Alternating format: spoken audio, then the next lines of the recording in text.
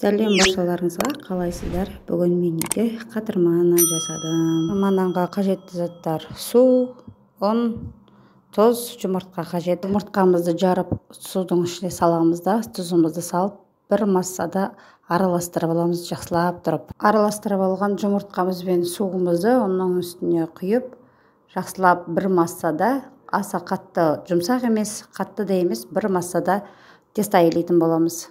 Тестамызды илейміз де, иі қанғанша жақсылап тұрып илеп аламыз оны.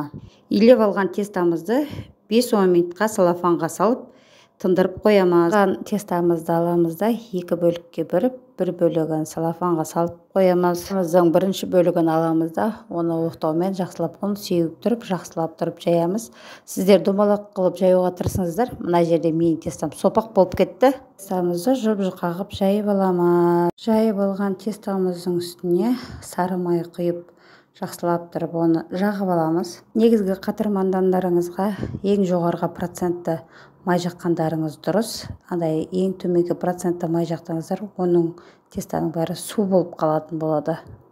Менде мында сары май, кәдімгі қолдың майы мынау. Тестамызға майымызды құйып болғаннан кейін жасыл сарымсағымызды арасына саламыз. Оның үстіне тағы да бір теста салатын боламыз. Үшінші тестамыздың үстінде де сары майды құйып, ұзынша кесіп аламыз да, домалақтап аламыз.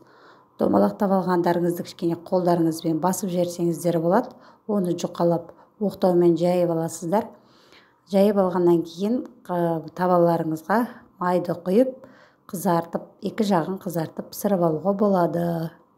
Осындай қатырма нан дайын болады. Дайындап көріңіздер, өте дәмді ас болсын.